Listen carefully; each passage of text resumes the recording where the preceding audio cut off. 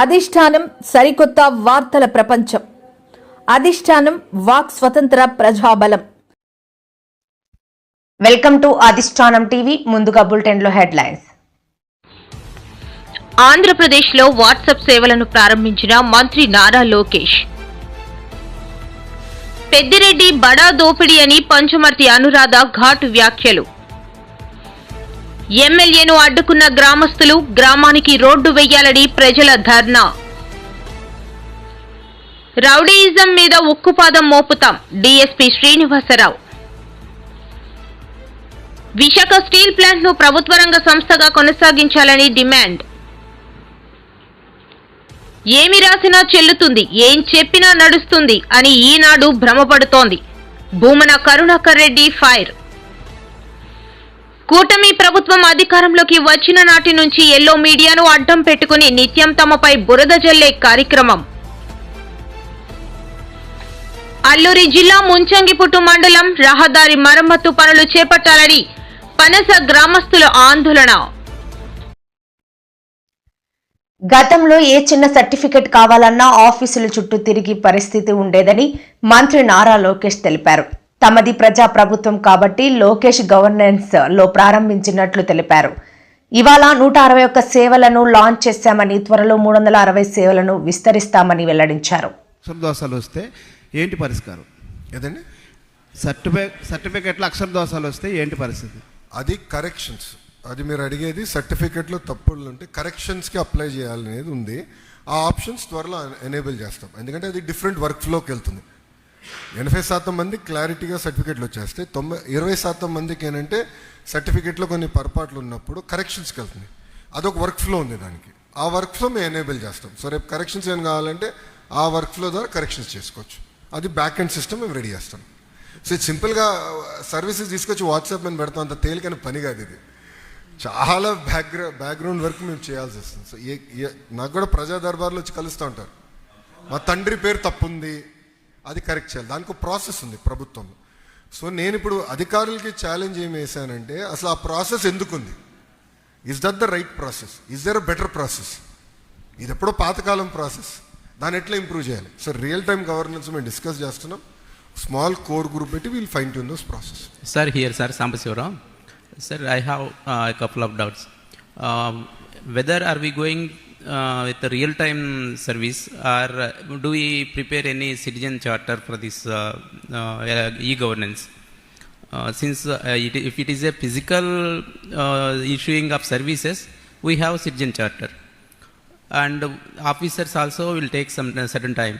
But in this digital era, we all have data with ready data, so it will be possible for you to reduce the time, I think.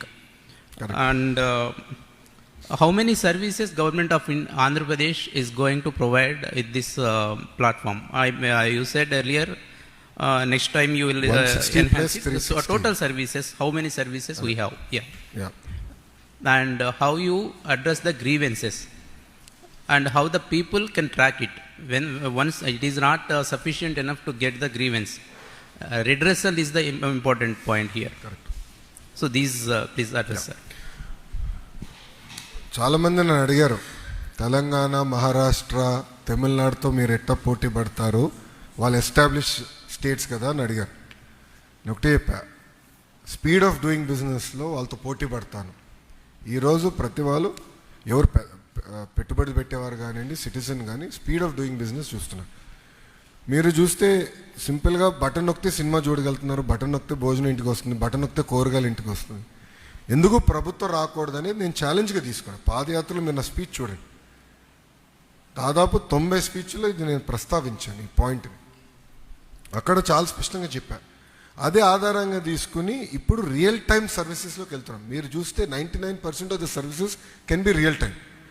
Wear there is an Peddireddy బడా దోపిడీ అని పంచుమర్తి అనురాధ అన్నారు. ఈ మేరకు ఆమె మీడియాతో మాట్లాడుతూ, పగలంతా పూజలు చేస్తూ రాత్రంతా దోపిడీలు చేస్తారని ఆమె ఘాటు వ్యాఖ్యలు చేశారు. ఇలాంటి వ్యక్తిని మనం ఎన్నడూ చూడలేదని విమర్శించారు. ఇలాంటి స్ప్లిట్ పర్సనాలిటీని మనం చూడం. ఒక్క పెద్దిరెడ్డి రామచంద్రారెడ్డిలోనే ఈ స్ప్లిట్ పర్సనాలిటీని చూస్తా ఉన్నాం.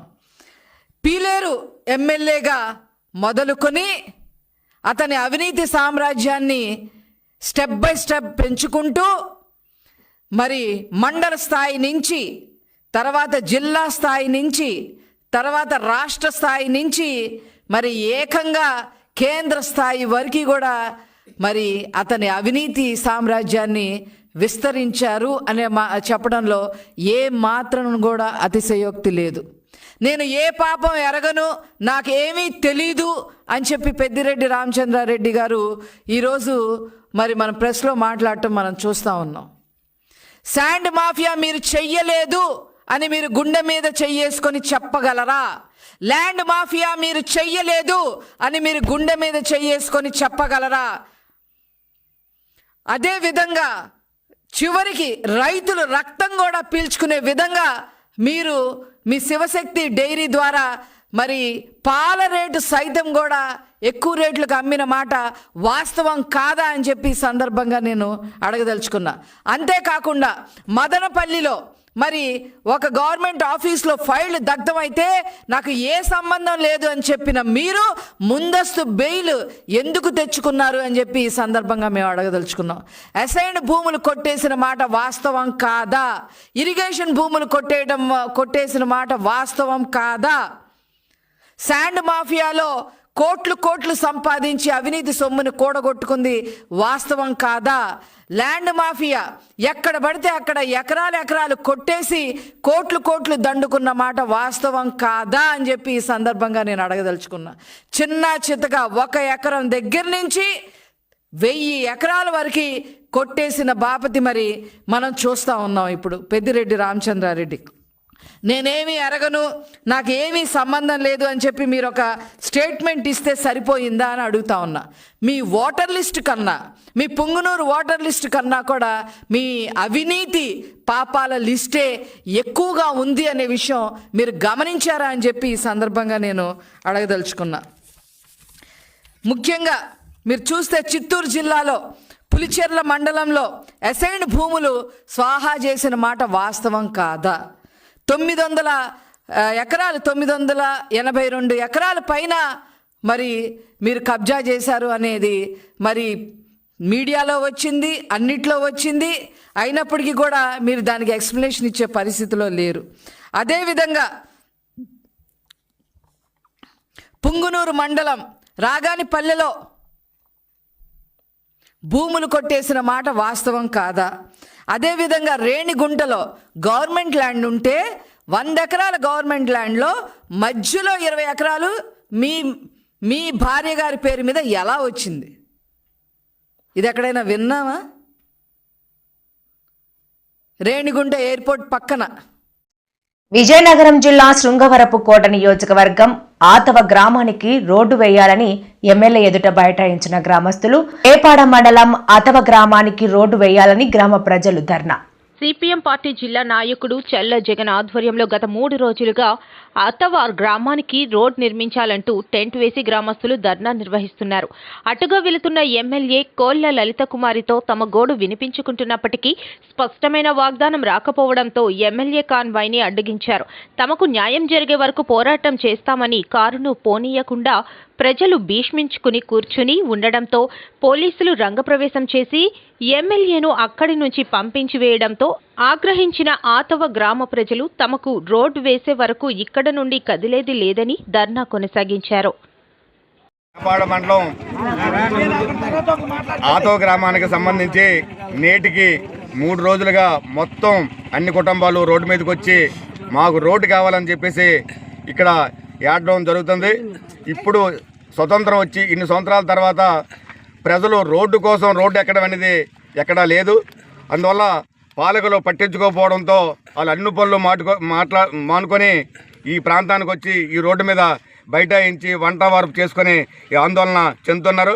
ఈ గ్రామం అంటే అసలు పట్టించుకునే పార్టీ కానీ పార్టించుకున్న నాదులు కానీ అధికారి లేడు. ఎప్పుడూ ఆతవ అంటే నిర్లక్ష్యమే. ఈ ఆతవకి మొత్తం 3 మండలాలతో లింక్ ఉంది. అయినా సరే దీన్ని వల్లకాడుగా మార్చేశారు. ఆతవ గ్రామానికి వెంటనే తారు రోడ్డు వెయ్యాలని చెప్పేసి నిధులు చేయకపోవడం అన్యాయం అని చెప్పేసి మేము ఆందోళన చేస్తున్నాం. ఈ ఆందోళన జరుగుతున్న క్రమంలో ఏదో పని మీద ఎమ్మెల్యే వచ్చి కనీసం వీళ్ళని మనుషులుగా కూడా చూడకుండా ఏదో నిర్లక్ష్యంగా ఏదో చెప్పేసి వెళ్ళిపోయే ప్రయత్నం చేస్తుంది.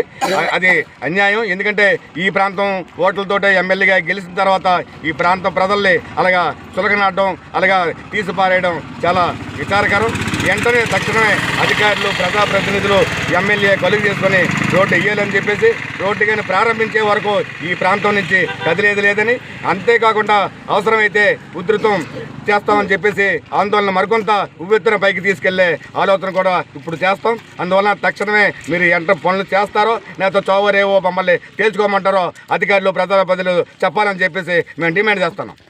నారాయణ జిల్లా వెలకోట పోస్టు మాలమూరు గ్రామంలోనూ ఒక ఎమ్మెల్యే వచ్చి ఓట్లు నేను గెలిచిన తర్వాత మీకు రోడ్డు వేసే బాధ్యత నాది, ఇక్కడ నేను అమ్మేస్తానని చెప్పి ఈ రోజు వచ్చి రెస్పాన్స్ లేకుండా ఈవిడ వచ్చినట్టే వెళ్ళిపోయింది. సమాధానం చెప్పి 15వ తారీఖు వేస్తానని చెప్పింది.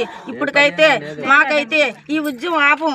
ఎప్పటికైనా ఈ నెల అయినా 2 నెలలైనా మేము ఉద్యమం ఇలాగే చేస్తాం. ఈ రోడ్డు వేసి వరక మేము ఇదే ఇక్కడ ఈ రోడ్డు మీద పిల్లలు జల్లలు అన్నం నీరు లేకుండా ఇక్కడే ఉంటాం మేము. అంటే మా ఊరు గ్రామ ప్రజలందరూ కలిపి ఇక్కడికి వచ్చి నిరాదీక్ష చేయడం కారణం ఏంటంటే ఈ రోడ్డు బాగోలేదు కాబట్టి, అలాగే వాళ్ళంటే 40 సంవత్సరాలు ఎమ్మెల్యేగా అంటే పనిచేసినటువంటి వ్యక్తులు మనకు లోకల్ దగ్గరే మా ఎల్కోట మండలం, మా పక్కన వేపడ మండలం 5 సార్లు వాళ్ళ తాతగారు కోలుగా అప్పలరెడ్డి గారు చేశారు. తర్వాత వాళ్ళ లలిత్ కుమార్ గారు 3వ సారి చేయడం ఇది. కానీ 2004లో మాకు పూడి మంగపతి ఉత్తరాపల్లి నియోజకవర్గం ఉన్నది. తర్వాత ఇప్పుడు ఎస్కోట్ నియోజకవర్గం అయ్యింది. 3 సార్లు మేడం గారు అయ్యారు. ఉత్తరాపల్లి నియోజకవర్గానికి మా ఊర్లో తాగడానికి నీరుకి కానీ తారు రోడ్డు కానీ ఇచ్చి మహానుభావుడు స్వర్గీయులు పూడి మంగపతికి దక్కింది అది 2004లో. అప్పుడు వైఎస్ రాజశేఖర రెడ్డి ముఖ్యమంత్రిగా ఉన్నప్పుడు 2014 అప్పుడే ఎమ్మెల్యే ఉంది. నర్సీపట్నం మున్సిపాలిటీ 3వ వార్డులోని జరిగిన అల్లర్లలో 3 కేసులు నమోదు చేసినట్లు డీఎస్పీ శ్రీనివాసరావు తెలిపారు. పాత రౌడీ షీటర్ మల్లేష్ తన 2 కుమారులతో కలిసి విధ్వంసానికి పాల్పడ్డారని తెలిపారు. మొన్న అనగా 28/1/25 రాత్రి 11:30 గంటల ప్రాంతంలో నర్సీపట్నం ఎస్సీ కాలనీ దగ్గర ఈ DC sheet holder Raut Mahesh వాళ్ళిద్దరు తాలూకా రౌత్ మల్లేష్ వాళ్ళిద్దరు కొడుకులు మిగతా కొంతమంది వ్యక్తులంతా కూడాను అక్కడ అంబేద్కర్ విగ్రహం ఉంది. ఆ విగ్రహం దగ్గర వీళ్ళు మందు తాగి అట్లాగే అక్కడ ఆ విగ్రహాన్ని కాస్త అంబేద్కర్ గారి తాలూకా విగ్రహాన్ని డ్యామేజ్ చేయడం జరిగింది. ఆ కళ్ళద్దాలు కూడా విరిగిపోయాయి. అది గమనించి పక్కనే ఉన్న గారా దుర్గాప్రసాద్ అనే వ్యక్తి క్వశ్చన్ చేశాడు, ఇది తప్పు ఇట్లా చేయడం అని చెప్పేసరికి ఆయన్ని అక్కడ కొట్టడం జరిగింది. కొట్టిన తర్వాత నువ్వు ఇంతకుముందు కూడా నాకు సపోర్ట్ చేయలేదు అని చెప్పి వెళ్ళి వాళ్ళ ఇంటి దగ్గరికి వెళ్ళి వాళ్ళ ఇంటి ముందు ఉన్న 2 బైకులు కాల్ చేశారు. ఆయనకి చెందిన బైక్ ఒకటి, పక్క ఇంటి వ్యక్తి తాలూకా బైక్ ఒకటి కాల్ చేశారు. అలాగే వాళ్ళ ఇంట్లో చొరబడి వాళ్ళ ఇంట్లోనేమో ఒక మంచం మీద పెట్రోల్ పోసి తగలబెట్టడం, అలాగే ఒక పరుపు కూడా కాలింది. వాళ్ళని కూడా అడ్డుకున్న వాళ్ళ మీద కూడా చంపుతానని బెదిరించడం, కత్తులు పట్టుకొని తిరగడం ఇదంతా కూడా హాల్జల్ చేశారు. అక్కడి నుంచి వచ్చి మళ్ళీ బీసీ కాలనీలోనేమో ఇంకొక మోటార్ సైకిల్ ఒకటి కాల్ చేశారు. ఈలోగా 100కి ఫోన్లు వచ్చేసరికి ఇన్స్పెక్టర్ గారు సిబ్బంది అందరూ కూడా వెళ్ళి అక్కడికి వెళ్ళి వాళ్ళని సీన్కి వెళ్ళి పట్టుకోవడానికి ట్రై చేస్తే ఈవెన్ పోలీసుల మీద కూడా వాళ్ళ దగ్గరికి వెళ్ళకుండా రాళ్ళ విసిరి తర్వాత కత్తిలో పట్టుకొని తిరుగుతూ పోలీసులు కూడా దూషించడం అది జరిగింది. తర్వాత ఇమీడియట్గా మేము మిగతా ఫోర్స్ను కూడా సెక్యూర్ చేసుకొని వెళ్ళాము. ఈలోగా అక్కడ ఎలక్ట్రికల్ ఎంప్లాయీస్ పవర్ పోయిందని చెప్పేసి ట్రాన్స్ఫార్మర్ దగ్గర వర్క్ చేస్తున్నారు. వర్క్ చేసే క్రమంలో వాళ్ళు వర్క్ చేస్తుంటే వాళ్ళను కూడా కొట్టడం, వాళ్ళు విధులకు ఆటంకం కలిగించడం, గాయపరచడం అది జరిగింది. దానికి సంబంధించి కూడా ఒక కేసు రిజిస్టర్ చేయడం అయింది వాళ్ళు ఇచ్చిన రిపోర్ట్ మీద. అట్లాగే అక్కడున్న ప్రైవేట్ అంబులెన్స్లు, తర్వాత ఒక 2 ఆటోలు, వీటన్నిటిని కూడా వాళ్ళు డ్యామేజ్ చేయడం జరిగింది. దానికి సంబంధించి కూడా వాళ్ళు ఇచ్చిన కంప్లైంట్ మీద కేసు రిజిస్టర్ చేయడం జరిగింది. మొత్తం టోటల్ 3 కేసులు రిజిస్టర్ చేయడం జరిగింది. వాళ్ళని అప్రహెన్షన్ కోసం టీమ్స్ కూడా ఫామ్ చేయడం జరిగింది. ఎవరు నర్సీపట్నం టౌన్, రూరల్, అలాగే Payakaraopeta inspectors, sub inspectors staff తోటి ఇమీడియట్గా ఎస్పీ గారు కూడా ఇన్ఫార్మ్ చేయగానే అదనపుగా స్పెషల్ పార్టీని కూడా పంపించడం జరిగింది. నిన్నంతా కూడా ముద్దాయిల కోసం, వీటి కోసం అక్కడంతా కూడా గాలించడం జరిగింది. వాళ్ళు ఎవరు అన్నది కూడా ముద్దాయిలు ఐడెంటిఫై చేయడం జరిగింది. వాళ్ళ అప్రహెన్షన్ కోసం అని చెప్పేసి టీమ్స్ తిరుగుతున్నాయి.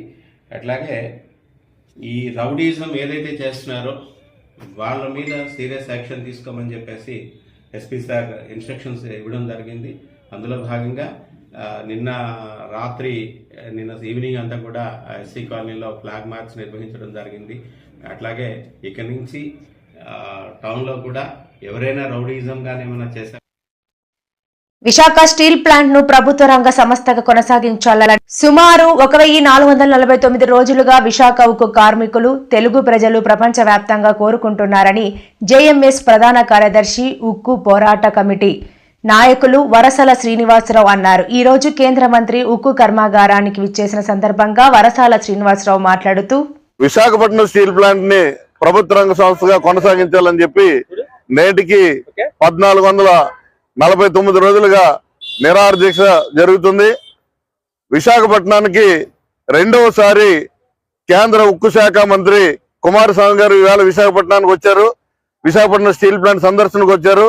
గతంలో 6 నెలల క్రితం ఆయన విశాఖపట్నం స్టీల్ ప్లాంట్ సందర్శన చేసి ఈ ప్లాంట్ చాలా బాగుంది, మంచి ప్లాంట్, ఆసియాలోనే మంచి కంపెనీ, ఈ కంపెనీని ప్రభుత్వ రంగ సంస్థగా కొనసాగించడం కోసం ప్రధానమంత్రి గారితో నేను మాట్లాడతాను, నేను వెళ్ళిన అనతి కాలంలోనే వారం రోజుల్లోనే పూర్తి స్థాయి ఉత్పత్తి దిశగా నేను నడిపిస్తానని చెప్పి వెళ్ళడం జరిగింది.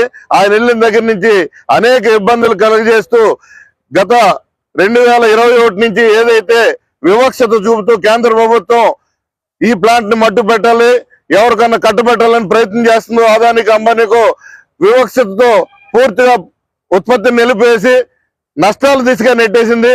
ఈ 4 సంవత్సరాలుగా లాభాలు ఉన్న కంపెనీని నష్టాలకు నెట్టడమే కాకుండా ఈ కంపెనీ పట్ల అనుచితంగా వ్యవహరిస్తూ ఈ రోజు ఒక ప్యాకేజ్ అనేది ప్రకటించారు.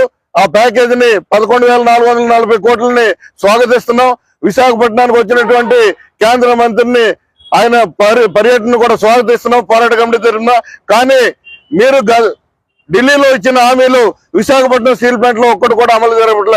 విధ్వంసం ఆ రోజు నుంచి ఈ రోజు వరకు కూడా కొనసాగుతూనే ఉంది. కేంద్ర ప్రభుత్వం ఆంక్షలు విధించి అనేక రకాలుగా ఇబ్బంది పడుతుంది. ఒక పక్కనే 750 మంది కార్మికులు రిజైన్ చేసి పట్టచేత్తో పట్టుకుని బయటకు వెళ్ళిపోయిన పరిస్థితి. వందలాది మంది కాంట్రాక్ట్ కాంట్రాక్టులు వర్క్లు అయిపోయాయని చెప్పి వాళ్ళని బయట పంపించడం జరిగింది. 4,000 విశాఖ ఉక్కు కర్మాగారం 4 సంవత్సరాల కిందటే ఇవాళ కేంద్ర ప్రభుత్వం 100% అమ్మేస్తాం, మూసేస్తాం అని చెప్పారనమాట.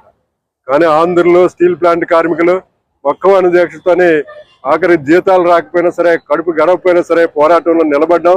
ఈ పోరాటానికి ఇవాళ బీజేపీ ప్రభుత్వం మేము 1,000 కోట్ల రూపాయలు ఇస్తామని ప్రాపకండా చేస్తారన్నమాట. ఈ 1,000 కోట్ల రూపాయలన్నీ 2014లో మీరు ఏదైతే ప్రైవేటీకరణ చేస్తారో నిర్ణయం చేశారో కేబినెట్ లోని 21 జనవరి 23వ తారీఖున, ఆ రోజు నుంచి వచ్చిన నష్టాలు అనమాట. మీరు ఒక్కసారి కళ్ళు తెరిస్తే మీరు ఆ ప్రకటన చేయకపోతే దీనికి నష్టాలు రావు. దీనికి గనులు ఇస్తామని చెప్పారు. 2014లో ప్రధానమంత్రి గారు వాళ్ళ మీడియా ముందు పబ్లిక్ మీటింగ్ లో చెప్పారు, విశాఖ ఉక్కు కర్మాగారానికి సొంత గనులు కేటాయిస్తామని చెప్పేసి. కేటాయించలేదు, దీన్ని నమ్ముతామని నిర్ణయం చేశారు. ఈవేళ భారతదేశంలో అనేక లక్షల కోట్ల రూపాయల రాయితీలు ఇచ్చారనమాట. భద్రావతి స్టీల్ ప్లాంట్ 40 సంవత్సరాల నుంచి నష్టాలు వస్తుంది, దానికి 10,000 కోట్ల రూపాయలు గ్రాంట్ ఇచ్చారనమాట. విశాఖపట్నం స్టీల్ ప్లాంట్ కి 10,000 కోట్ల రూపాయలు పాత బాకీలు తీరుస్తున్నారనమాట. వాళ్ళు మేము వడ్డీలు రద్దు చేయండి అని చెప్పేసి ప్రధానమంత్రి గారి గతంలో వాజ్పేయి గారు 1,300 కోట్ల రూపాయలు వడ్డీని. ఏమి రాసినా చెల్లుతుంది, ఏమి చెప్పినా నడుస్తుంది అని ఈనాడు భ్రమపడుతోంది. గత కొన్ని రోజుల నుంచి పెద్దిరెడ్డి రామచంద్రారెడ్డి గారిపై పనిగట్టుకుని దుష్ప్రచారం చేస్తోంది అని భూమన కరుణాకర్ రెడ్డి అన్నారు. నిన్న ఒక పత్రిక పనిగట్టుకొని మాజీ మంత్రివర్యులైనటువంటి రామచంద్రారెడ్డి గారి మీద ఒక పెద్ద అబద్ధపు కథనం అల్లింది.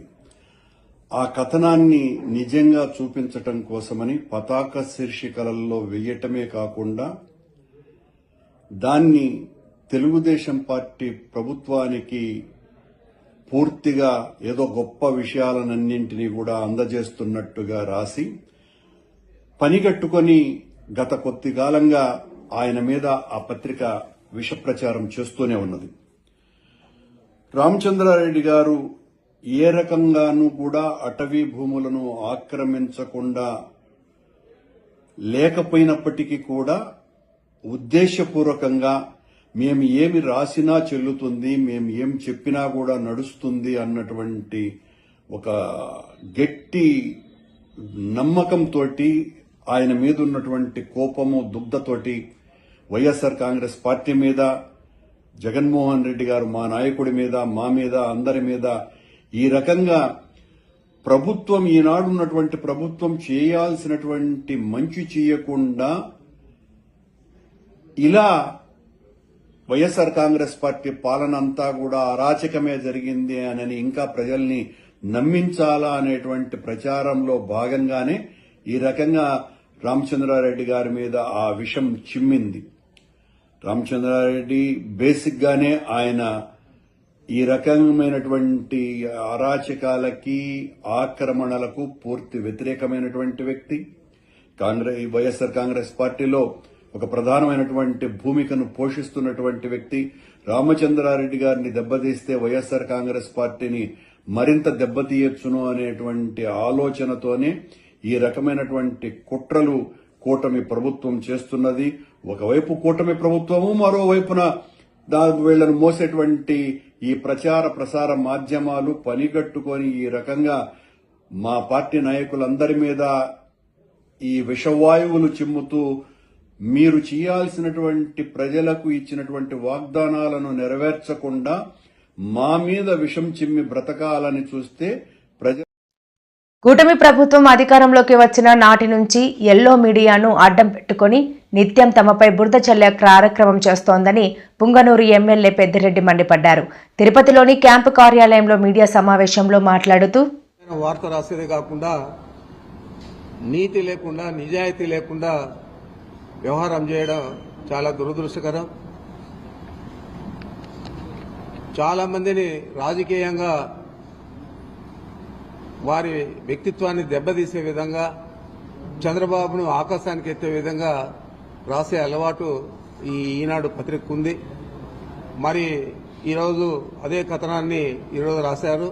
దాదాపు 2001లో 74 ఎకరాల చిల్లర, అంటే దాదాపు 75 ఎకరాలు మేము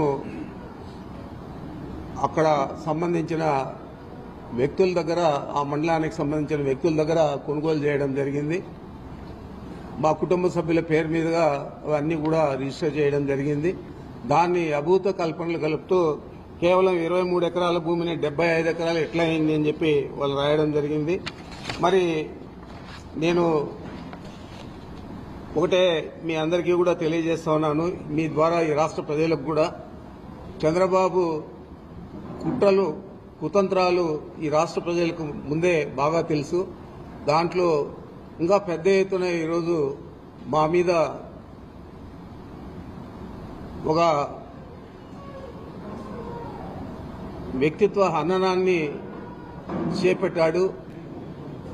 ఈ పచ్చ పత్రికల ద్వారా, పచ్చ మీడియా ద్వారా. మరి ఇది ఏదైతే ఈ ల్యాండ్ ఉందో ఇది 19/11/1981లో డైరెక్టర్ ఆఫ్ సెటిల్మెంట్స్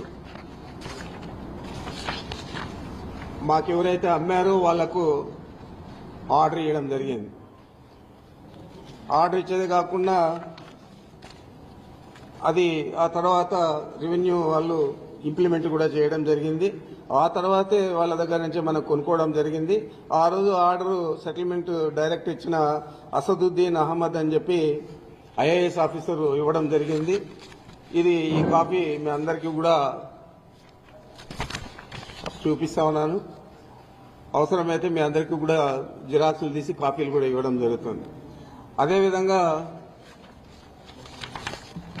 అక్కడ ఏదో అధునాతన గెస్ట్ హౌస్ కట్టినామంటారు.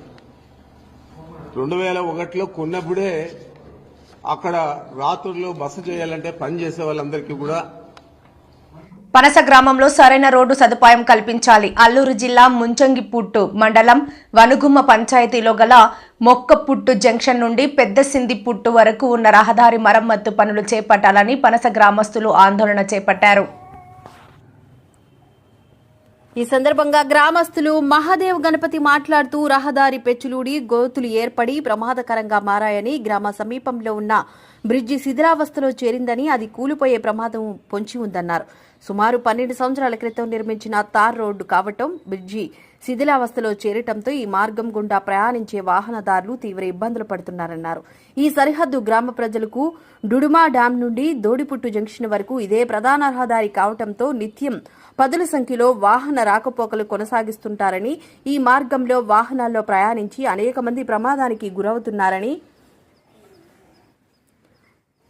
ఈ మార్గంలో ఆసుపత్రికి వెళ్లాలన్నా అవస్థలు పడాల్సి వస్తుందని ఆవేదన వ్యక్తం చేశారు. ప్రభుత్వం స్పందించి తక్షణమే రహదారితో పాటు బ్రిడ్జి నిర్మాణ పనులు చేపట్టాలని డిమాండ్ చేశారు. ఈ కార్యక్రమంలో సొండా బుద్దు, కామేష్, శ్యాము, మోహన్ దాస్, సాధురం, శుక్ర గ్రామ మహిళలు పాల్గొన్నారు. నా పేరు సాధురం. మేము ఇప్పుడు పనస గ్రామంలో ఉన్నాము. మాకేంటంటే ఇక్కడ మొక్కపుట్టు నుంచి పెద్దసిందిపుట్టు వరకు సరైన రోడ్ సౌకర్యం లేదు.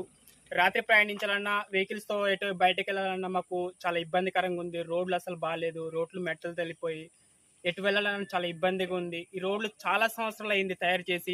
సైడ్ వాళ్ళు కూడా అన్ని పడిపోయి ఇప్పటికీ ప్రభుత్వం చూసినా స్పందించడం లేదు. మాకు ఈ ప్రభుత్వం స్పందించి మాకు ఈ రోడ్ సౌకర్యం అందిస్తే చాలా బాగుంటుందని మేము కోరుకుంటాం. అలాగే రక్షణ గోడ కూడా మాకు ఇప్పిస్తే చాలా బాగుంటుంది. సో దానివల్ల చాలా ప్రాబ్లం అవుతుంది.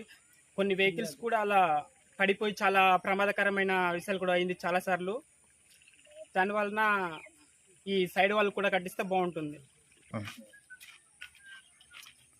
పనస, మాలిపుట్టు, పెద్ద సిందిపుట్టు మేమంతా కలిసి మాట్లాడుకుని మేము ప్రభుత్వానికి డిమాండ్ చేస్తున్నాం. మాకేంటంటే రోడ్డు కావాలి, రోడ్డు వెంటనే శాంక్షన్ చేయాలని కోరుకుంటున్నాం. అలాగే ఈ బ్రిడ్జిలు కూడా కూలిపోయే అవకాశం చాలా ఎక్కువ ఉన్నాయి. ఏ టైంలో పడిపోతుందో కూడా తెలియదు.